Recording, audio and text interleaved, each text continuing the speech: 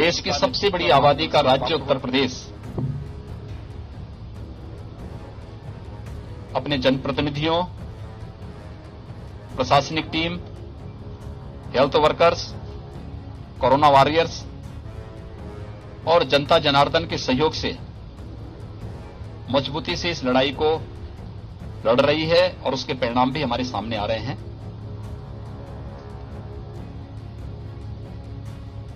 उत्तर प्रदेश के बारे में, सेकेंड वेव के बारे में कहा जाता था कि उत्तर प्रदेश सबसे बड़ा समस्याग्रस्त प्रदेश बन जाएगा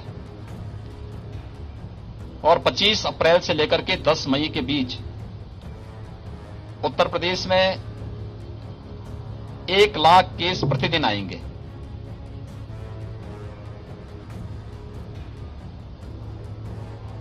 उत्तर प्रदेश ने सफलतापूर्वक इसको फेस किया और ये समस्या नहीं आने दी।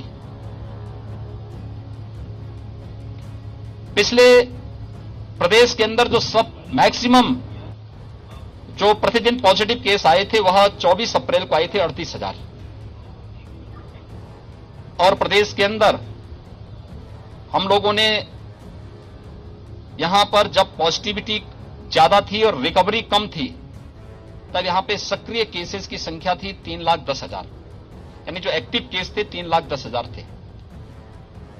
आज प्रदेश के अंदर जो पॉजिटिव केस आए हैं वह 38,000 से घट करके अब ये 4,800 तक आ गए हैं और जो प्रदेश के अंदर एक्टिव केस थे 3,10,000 30 अप्रैल को, आज प्रातः 6 बजे तक उनकी जो संख्या है यह घट करके अब 84,000 पे आ गई है। यानी हम लोगों ने पिछले 22 दिनों के अंदर 2,26,000 से अधिक एक्टिव केस को रिकवर करके उन्हें सकुशल घर भेजा है। प्रदेश की रिकवरी इस समय 93% से अधिक है। प्रदेश के अंदर पॉजिटिविटी अभी 2 के आसपास है। लगातार प्रयास किए जा रहे हैं। टेस्टिंग प्रदेश की सर्वाधिक है। 4,67,00,000 से अधिक टेस्ट वर्तमान में प्रदेश यहां पे कर चुका है, लेकिन फर्स्ट वेव और सेकेंड वेव में कुछ अंतर था। फर्स्ट वेव में हमें ऑक्सीजन की किल्लत नहीं हुई, लेकिन सेकेंड वेव में जितनी अधिक संक्रमण था उतनी तेजी के साथ ऑक्सीजन की आपूर्ति की मांग भी बढ़ी और एक प्रकार से क्राइसिस से देखने को मिली। हम आभारी हैं भारत सरकार के, जिन्होंने हमें ऑक्सीजन एक्सप्रेस उपलब्ध करवाई, वायुसेना के विमान उपलब्ध करवाए। हम लोगों ने जहां ऑक्सीजन उपलब्ध थी देश में, वहां से ऑक्सीजन एक्सप्रेस के माध्यम से प्रदेश के अलग अलग जनपदों में उपलब्ध करवाने का कार्य किया और आज भारत सरकार के सहयोग से राज्य सरकार और तमाम हमारी अन्य संस्थाएं मिलकर के हर जनपद को ऑक्सीजन के क्षेत्र में आत्मनिर्भर बनाने के लिए भी कार्य कर रही हैं। अकेले इस कमिश्नरी में 15 नए ऑक्सीजन प्लांट लग रहे हैं। झांसी में 6 ऑक्सीजन प्लांट अकेले झांसी में लग रहे हैं, लेकिन हमने थर्ड वेव की भी तैयारी की है। थर्ड वेव के लिए अभी से हर मेडिकल कॉलेज में पीडियाट्रिक आईसीयू के निर्माण की कार्रवाई हमारी प्रारंभ हो चुकी है, हर डिस्ट्रिक्ट हॉस्पिटल में भी। इसके अलावा ग्रामीण क्षेत्र में सीएससीज में भी हम इसको फोकस कर रहे हैं। दूर दराज के लोगों को इस ना आना पर बहुत उनको समस्या न होने पाए, इसके लिए इसको फोकस करते हुए अभी से इस अभियान को हम लोगों ने लिया है और इसीलिए मैं बुंदेलखंड के प्रवास पे आया हूं। बुंदेलखंड में भी मैंने झांसी, ललितपुर और जालौन की समीक्षा बैठक ली है। टीम ने यहां पर अच्छा करने का प्रयास किया है और उसमें पूरी टीम मिलकर के इस अभियान को आगे बढ़ा रही है। उसके परिणाम भी सामने आए हैं। जो पॉजिटिविटी रेट यहां पर थी उसमें काफी गिरावट आई है। रिकवरी तेजी के साथ यहां पर बढ़ी है। यानी अगर आप देखेंगे कि यहां पे रिकवरी का जो रेट है वह काफी ज्यादा है और उसका परिणाम है कि अब जो एक्टिव केस हैं इस पूरी कमिश्नरी में वे काफी कम हो गए हैं। निगरानी समितियों ने इस दिशा में बेहतर प्रयास किया है। Door to door survey, screening, लक्षण युक्त व्यक्ति को मेडिसिन किट उपलब्ध कराना और आरआरटी की टीम वहां जाकर के 24 घंटे के अंदर टेस्ट कर सके। टेस्टिंग की क्षमता उत्तर प्रदेश ने बढ़ाई है। आज हमारे यहां उत्तर प्रदेश में 3,17,000 टेस्ट हुए हैं, यानी अब तक का रिकॉर्ड टेस्ट है ये। जब कोविड का पहला पेशेंट आया था उत्तर प्रदेश में पिछले वर्ष मार्च 2020 में, तब उत्तर प्रदेश में एक भी टेस्ट नहीं होता था।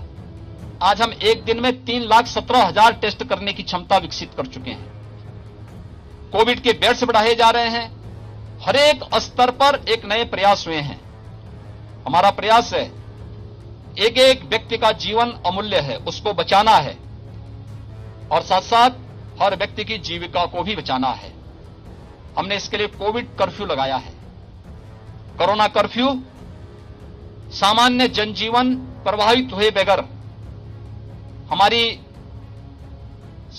कोविड संक्रमण की चेन को तोड़ने की जो नीति है उसको हम सफलतापूर्वक आगे बढ़ा रहे हैं और कोरोना कर्फ्यू को इसलिए 31 मई तक सुबह 7 बजे तक हम लोगों ने बढ़ाया है। इसमें हमारी आवश्यक सेवाएं चल रही हैं, उद्योग हमारे चल रहे हैं, परिवहन निगम की बसेस उत्तर प्रदेश के अंदर संचालित हो रही हैं, सब्जी मंडी, फल मंडी, गेहूं क्रय केंद्र, कोटे की दुकान, ये सभी हमारे संचालित हो रहे हैं। लेकिन सब में कोविड प्रोटोकॉल का पालन करने के लिए व्यवस्था दी गई है। हर एक प्रकार से व्यवस्था प्रधानमंत्री जी ने प्रधानमंत्री गरीब कल्याण पैकेज के अंतर्गत मई और जून में हर परिवार को 5 किलो खाद्यान्न पर यूनिट देने की व्यवस्था की और उत्तर प्रदेश सरकार जून, जुलाई, अगस्त में प्रदेश के अंदर 15 करोड़ लोगों को निःशुल्क खाद्यान्न वितरण करने का कार्य करेगा। 1 जून से हम लोगों ने यह व्यवस्था भी की है कि वैक्सीनेशन का कार्यक्रम भी सफलतापूर्वक आगे बढ़ सके। अब तक हम लोग प्रदेश में 1,62,00,000 लोगों को वैक्सीन दे चुके हैं। 18 से 44 के बीच के जो युवा हैं, इनको भी वैक्सीन देने की कार्रवाई युद्ध स्तर पर चल रही है। अब तक हम लोगों ने 18 से 44 के बीच की उम्र के 10 लाख से अधिक लोगों को, युवाओं को वैक्सीन दिया है। अभी तक हमारे कमिश्नरी मुख्यालय और कुल 23 जनपद हमारे वर्तमान में 18 से 23 उम्र के लोगों, 18 से 44 वर्ष की उम्र के लोगों के लिए वैक्सीन की कार्रवाई के साथ जुड़े थे। 1 जून से 75 जनपदों में हम वैक्सीनेशन का कार्यक्रम प्रारंभ करेंगे।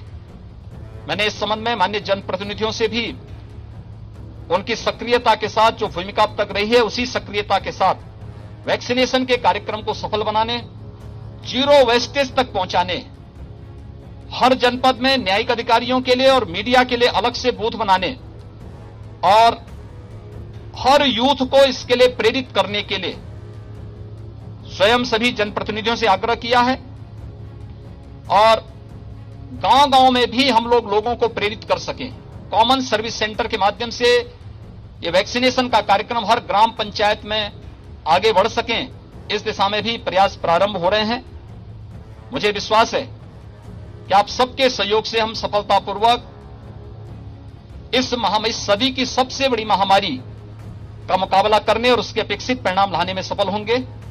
आप सबसे भी मेरी अपील है, ये महामारी एक सामान्य फ्लू नहीं है, इस सदी की एक महामारी है। केंद्र और प्रदेश सरकार पूरी ताकत के साथ एक एक व्यक्ति के जीवन को बचाने के लिए पूरी ताकत और पूरा संसाधन लगा रही है और हमारा प्रयास है कि व्यक्ति के जीवन को भी और उसकी जीविका को भी बचाया जाए।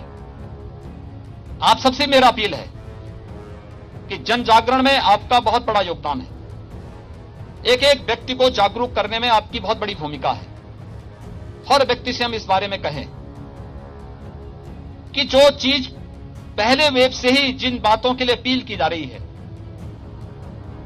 कि हाई रिस्क कैटेगरी के लोग घर के बाहर न निकलें, 60 साल से ऊपर के लोग, 10 वर्ष से छोटी उम्र के बच्चे, गर्भवती महिलाएं, कमजोर इम्यूनिटी के लोग, एक या एक से अधिक बीमारियों से ग्रसित कोई भी व्यक्ति है, उन्हें अतिरिक्त सावधानी बरतनी पड़ेगी, घर के अंदर रहें, मास्क धारण करें। शेष अन्य लोग अगर आवश्यक नहीं, कोई महत्वपूर्ण कार्य नहीं, तो घर के बाहर न निकले। आवश्यक है तो मास्क लगा करके ही पब्लिक प्लेस पे आए।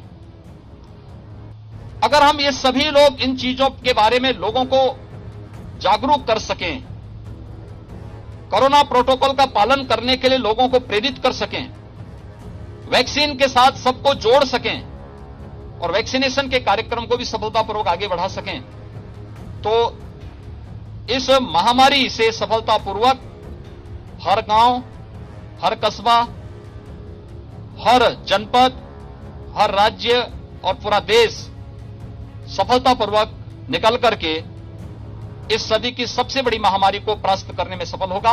और हमें विश्वास है कि हम सभी मिलकर के इस महामारी का सफलतापूर्वक मुकाबला करेंगे। धन्यवाद जी।